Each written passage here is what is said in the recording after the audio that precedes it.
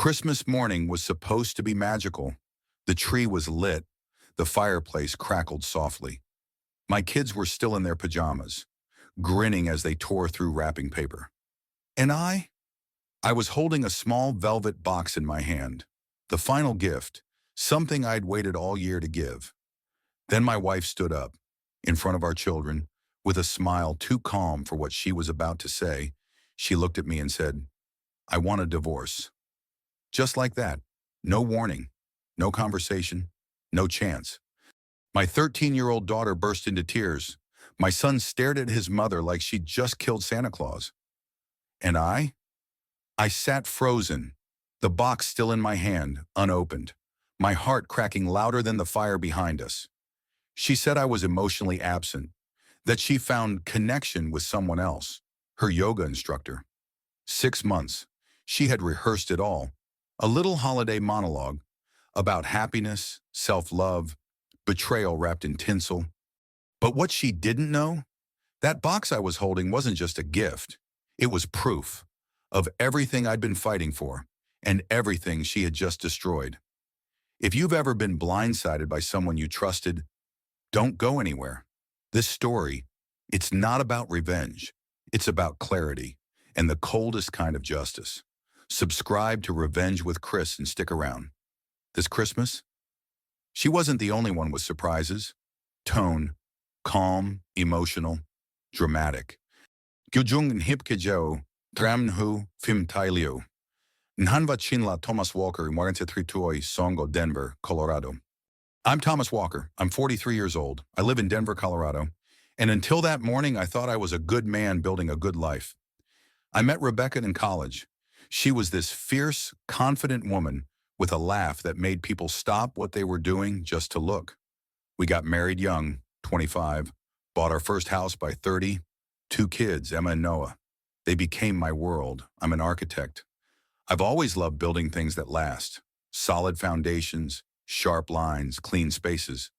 I guess I believed I could build a marriage the same way, with intention, with effort, with love, and for a long time, it worked. We were happy, not perfect, never that, but real. We had fights about the usual things, chores, money, time, but we always found our way back. Or at least, I thought we did. Looking back, I think the cracks started to show the year I took on the downtown development project. It was a once-in-a-decade opportunity, multi-phase, high-profile, and if I played my cards right, it came with a bonus big enough to change our lives. But it meant long hours, late nights, missed soccer games, missed date nights, missed birthdays too. Every sacrifice, I told myself, had a purpose, because I had a plan. Rebecca once told me, during a family trip to the Rockies, that her dream was to own a home up there, a quiet cabin on a hill, looking over the trees. She stood on the porch of a rental, barefoot in the snow, coffee in hand, and whispered, "I could live here forever." That moment stuck with me, so I made it my mission. I started working with a financial advisor, quietly, carefully. I didn't want to raise her hopes in case it didn't pan out.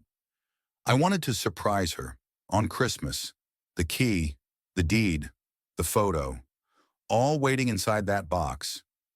Even Emma and Noah didn't know. I only told one person, Rebecca's sister, Melanie. I needed her help coordinating a surprise trip after the new year. Melanie was excited. She said Rebecca had been down lately, and this would light her up again. What I didn't know then was that Melanie had already noticed things I hadn't. Rebecca was restless, cold, distant. She took up yoga twice a week, then 3. Then suddenly she was going every evening after dinner, sometimes not getting home until late. She claimed it helped her find herself again. I didn't question it. I wanted her to be happy, but it wasn't yoga she was finding. Still, I kept going. I told myself that everything would make sense when she saw the house, that all the missed dinners and tired nights would be forgiven the moment I placed that key in her hand, that I could fix us with a dream made real. I bought the cabin. I signed the papers 3 weeks before Christmas. And with the help of my advisor, I also finalized accounts to fully cover both kids' future college tuition. No debt, no struggle, just peace of mind. Another surprise I planned to share that day. I wrapped the box myself. Velvet, black, simple. Rebecca smiled when I handed it to her that morning. She smiled because she thought she was in control. She thought she had the upper hand.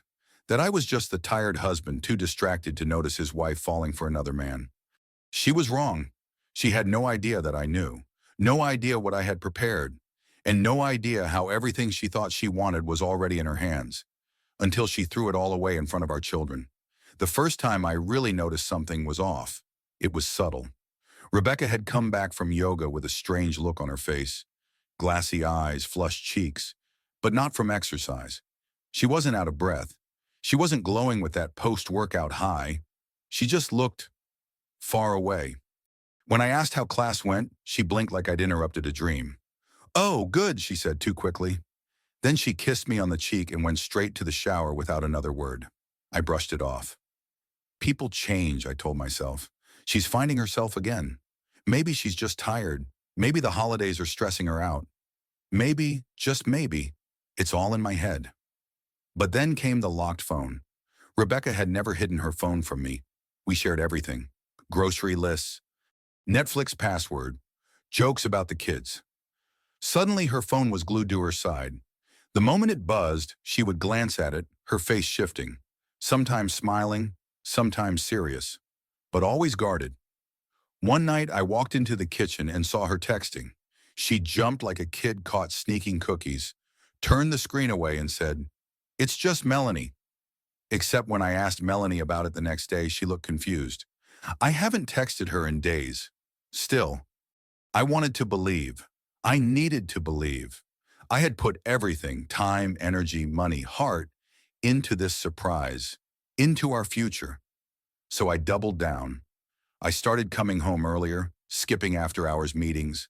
I picked up takeout from her favorite Thai place, hoping to spark something. I even arranged a sitter one Friday night so we could go to a jazz lounge she used to love. She canceled last minute. "I forgot I have a late yoga session," she said, not even looking up from her phone. That night, she didn't come home until almost midnight. Emma and Noah noticed the tension, even if they didn't understand it. Emma grew quieter, often retreating to her room with headphones on. Noah started sleeping in my bed more often than usual, complaining of bad dreams. One evening while doing dishes, Emma whispered, "Mom's always smiling when she's texting, but not when she talks to you." I didn't know what to say. What could I say? Your mom is cheating on me? Your family is about to implode? I just told her, grown-ups go through tough times sometimes, but we're going to be okay, I promise. But I couldn't promise that, not when the lies were stacking higher than I could ignore. One day I followed her. I told her I had a late client meeting and kissed her goodbye. She smiled, said good luck, and left in her workout gear. But I didn't go to the office. I waited 5 minutes, then followed her car. My hands were shaking. My stomach churned. I felt like I was doing something wrong, even though I was the one being deceived. She didn't go to the yoga studio. She went to a residential neighborhood 10 minutes away, parked in front of a modern 2-story house, and let herself in with a key. She stayed there for over 2 hours. When she returned home that night, I was already back, pretending to be asleep on the couch. I didn't confront her. Not yet. I needed more. That night I checked the GPS history on her car. The address showed up at least twice a week for the past 2 months. I didn't sleep. The next day I hired a private investigator. 3 days later I had photos. Her, the yoga instructor, laughing in his kitchen, kissing in his driveway, holding hands as they walked his dog. I sat in my parked car staring at the photos for hours. And yet, I didn't burn them.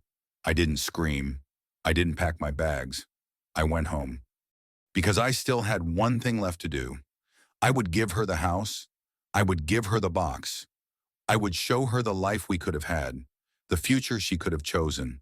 And if she still walked away, then at least I'd know I did everything I could. Christmas morning came like it always did. Quiet, white, soft with snowfall. Emma was the first one up, as usual. She tiptoed into our room, climbed onto the bed and whispered, "Daddy, it's Christmas." Noah followed moments later, dragging his blanket behind him, hair a mess, eyes wide with excitement. And for a second, just a second, it felt normal, warm, Like maybe, just maybe, I had been wrong about everything. Like the old Rebecca would come down the stairs any minute in her red robe, kiss me on the cheek, and pretend nothing had changed. I let the kids open their stockings first. We took turns handing out gifts. I saved mine for last. The little black velvet box sat beside me on the coffee table, untouched.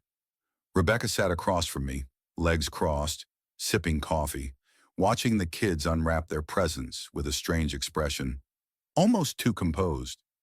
She wasn't smiling, not really, more like bracing. When Emma opened a bracelet I'd gotten her, she ran over and hugged me tight. "You're the best, Daddy," she said. That's when Rebecca stood up. She cleared her throat. "Kids, can I say something?" I looked at her. I knew what was coming. But even then, I wasn't prepared for how easily the words rolled off her tongue. "I've made a decision," she said, her voice steady. "I'm going to be separating from your father. We're getting a divorce." The room froze. Noah dropped his toy. Emma looked at me confused. "What?" she said almost in a whisper. "Mom, what are you talking about?" Rebecca kept going, like she'd rehearsed the whole speech in front of a mirror. "This isn't your fault. It's just that sometimes grown-ups grow apart. And I've realized that I deserve to be happy. I've been unhappy for a long time." Emma's lips quivered. "Because of Dad?" Rebecca hesitated, and then the knife twisted deeper. "Yes, sweetheart. He's been emotionally distant. I felt alone. I found someone who listens to me, who makes me feel alive again. I didn't mean for it to happen, but it did." The words hit like a freight train. Noah started crying. Emma stood up, shouted, "I hate you," and ran upstairs. I just sat there, the box still in my hand, my thumb resting on the velvet edge. My world, the world I had built for 15 years, collapsing in real time. And yet I didn't move, didn't shout, didn't cry.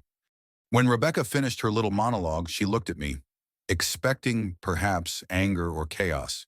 But I didn't give her that. Instead, I slowly held out the box. She looked at it, confused. "What's this?" "Open it." She took the box, opened it, and froze.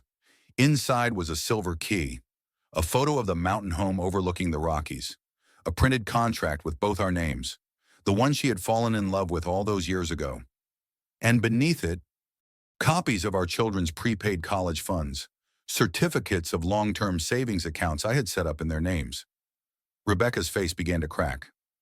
"I don't understand," she whispered. "That's what I've been working for. That's where the late nights went. That was supposed to be our new beginning." Her hands started to tremble, but I wasn't finished. I stood up, walked to my desk, and came back with a sealed envelope. "You should see this too." She opened it slowly. Inside were screenshots, dozens of them, messages between her and the yoga instructor, plans, jokes about me, fantasies about a life without dead weight, and then another thread, messages between me and her sister Melanie. Melanie helping me keep the house surprise secret. Melanie gently warning me that Rebecca had changed. Melanie offering to pick up the kids if anything ever went wrong. Rebecca's lips parted, but no sound came out. I turned to our children. Noah still crying. Emma now peeking from the stairs, red-eyed and shaking. "I knew about the affair 3 months ago," I said, keeping my voice calm. "I didn't say anything because I wanted to give this family one last chance. One last moment where maybe, just maybe, we could come back from the edge." I looked at Rebecca again. "But you made your choice." She dropped the papers. The key slid off her lap and clinked to the floor. And that was the moment. The moment everything ended. There was no going back. Not after Christmas morning. Not after what the kids saw. Not after the gift I never got to give. Rebecca didn't say a word as she packed a small suitcase that afternoon. The silence in the house was deafening. The only sounds were Noah's quiet sobs from upstairs and Emma's door clicking shut. I didn't try to stop her. I didn't follow her. I didn't beg. She walked out the front door wearing the same red robe she used to greet Christmas morning with. Only this time, it wasn't wrapped in warmth. It looked like armor. The moment the door shut, I turned off the Christmas lights. I sat on the couch and stared at the cold fireplace for what felt like hours. My hand still held the key. That damn silver key that was supposed to open a door to a new life. I'd imagined giving it to her 100 different ways. None of them looked like this. But I wasn't going to waste another second grieving someone who had made her choice. So I got to work. The first thing I did was call my lawyer. I wasn't just going to react, I was going to prepare. I gave him the envelope with all the evidence, the photos, the text messages, the address she had been visiting, the PI's report. He read through everything quietly and looked up at me with a nod. "You want full custody?" "Yes," I said. "And I want to make sure she doesn't walk away with the house, or a cent more than what's fair. With this much documentation, you'll have a strong case." Then I made another call to Melanie. I didn't want to drag her into this mess, but she had already seen enough. I asked if she could speak to the children in the coming days, to help them process, to offer a soft place if they needed one outside of me. She agreed immediately, said she had been praying I would finally see the truth. Next, I sat Emma and Noah down. No lawyers, no therapists yet, just me, their father. "I know this is scary," I said gently, "and confusing, but I need you to know this wasn't your fault, none of it. Your mom made a decision that hurt all of us, and I know it's hard to understand. But I'm here. I'm not going anywhere." Emma asked the hardest question. "Why didn't you stop her?" I took a breath. "Because I loved her, Em. I thought I could fix it." "But love doesn't work when only one person is trying," Noah whispered. "Are we still getting the house in the mountains?" I smiled softly. "Yeah, buddy. That part doesn't change." Over the next few weeks, things moved fast. Rebecca moved in with the yoga instructor. She didn't ask to see the kids, not even once. I documented everything. Every missed call, every holiday she skipped, every gift she never sent. My lawyer said it would all matter later, and it did. When we went to court, I remained calm. Rebecca tried to play the victim at first, claimed I was cold, unavailable, always working. But my legal team came prepared. My financial records, the deed to the mountain house, the college funds, the photos, the texts, and then the timeline. The one that showed I was already planning the house purchase before her affair started, completely destroying her claim that I had abandoned the marriage. The judge wasn't impressed by her performance. And when Emma took the stand, yes, she asked to, and told the court exactly how Christmas morning had unfolded, everything changed. The court granted me full physical custody. Rebecca was allowed bi-weekly visitation, but only if the children wanted it. They didn't. I sold the old house a month later, packed everything into a moving truck, and drove the kids to the cabin in the Rockies. It was even more beautiful covered in snow. Quiet, peaceful, a place where healing didn't feel like a job, just part of breathing. We made new traditions there. Noah built a fort in the backyard and called it Fort Freedom. Emma started painting again, something she hadn't done since before all the fighting started. And me? I cooked breakfast every morning. I took long hikes with them. I finally lived with my kids, not just around them. We weren't perfect. We were still grieving, but we were honest. One night, as we watched the snow fall outside the living room window, Emma looked over and asked, "Do you think she regrets it?" I didn't answer right away. Then I said, "Maybe, but that's not our story anymore." Rebecca reached out 3 months later, said the yoga guy had changed after moving in together, said she missed the kids, said she missed me. I didn't reply. Sometimes the most powerful revenge is peace. It was late spring when she showed up again. I had just come back from a grocery run in town. The air smelled like pine and wet earth. Noah had been planting little flowers by the front porch, and Emma was inside working on a school art project. I wasn't expecting her. Rebecca's car pulled up slowly into the driveway of the mountain house. She got out hesitantly, like she already knew she didn't belong there anymore. I stood on the steps and watched her approach. She looked different, not worse, just smaller somehow, like someone who had spent months searching for something and still came up empty. "Can we talk?" she asked. I didn't answer right away, just motioned toward a bench by the edge of the trees. We sat, a few feet apart, silence stretching like the pines around us. "I made a mistake," she finally said. I waited. I thought I knew what I wanted. I thought being with someone new would fix the loneliness. But it didn't. It made it worse. I nodded slowly. Still quiet, she kept talking, told me about how the instructor she left us for grew distant after a month, how he didn't want the responsibility of children, how he started going out late, stopped answering texts, then admitted he'd met someone else. The irony wasn't lost on either of us. I didn't realize what I had, she whispered. Not until it was gone. She turned to me, eyes glassy. I know I hurt you. I know I shattered everything. But I want to try again. I want my family back. I looked at her for a long time. This was the moment. The part in the movie where the man says yes, where the music swells, where forgiveness pours down like rain, and they find their way back to each other. But this wasn't a movie. And I wasn't that man anymore. You didn't just hurt me, I said. You broke our children. You betrayed them in front of a Christmas tree. You walked away without looking back. Tears slipped down her cheek, but I kept going. I gave you everything I had, time, trust, a home, a future, and you took all of it and chose someone who didn't even last 6 months. She sobbed softly, hand covering her mouth. But it's not even about him anymore, I said. It's about you. The version of you that looked our daughter in the eye and said she deserved to be happy while tearing her life apart. She reached for my hand, but I stood. I don't hate you, Rebecca. I honestly wish you well. But this family, it's not yours anymore. You left, and we moved on. I walked back toward the house, leaving her sitting alone on the bench. Emma was watching from the window. She didn't ask questions, just nodded, like she already knew what was said. After that, the kids stopped asking about her altogether. There were no more questions about when she'd call or whether she'd come visit. They accepted it, the way kids sometimes do when adults finally stop lying. Emma blossomed in high school, started painting murals at her school, and won an art scholarship. Noah built a treehouse with me in the summer, and every board we hammered in felt like part of the healing. Me, I started teaching part-time at a local community college. Architecture 101. It wasn't glamorous, but it felt real, grounded. We had peace, but peace doesn't mean forgetting. Every now and then, I'd look at that silver key on my dresser, the one that was meant to be her surprise. I kept it, not out of spite, but as a reminder of how close I came to losing everything, of how far we'd come from that moment.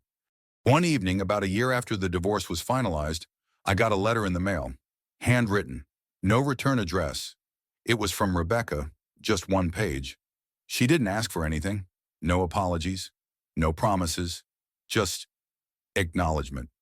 She said she finally understood what real love looks like, that it's not fireworks or butterflies, it's sacrifice, stillness, showing up, and that she had spent her entire life confusing excitement with happiness. It was the first time she ever truly said thank you. I didn't write back.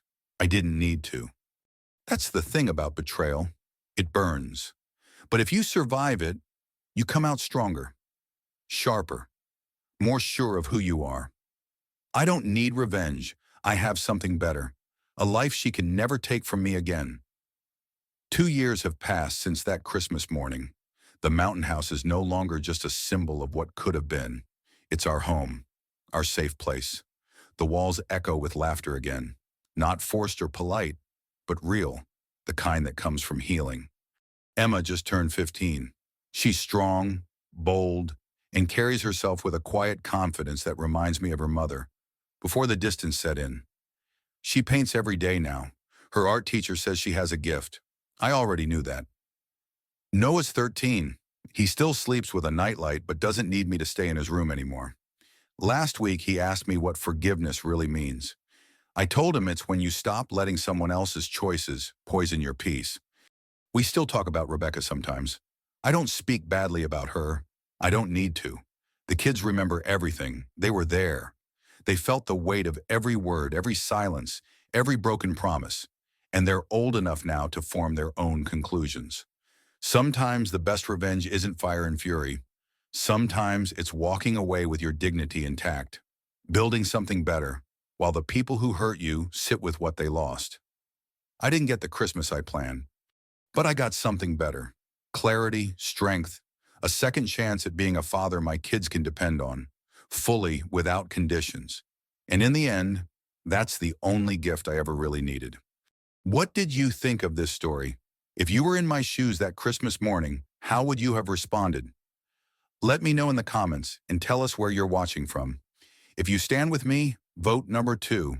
If you think I should have burned it all down, vote number 7. Don't forget to subscribe to Revenge with Chris so you never miss a powerful new karma story every single day.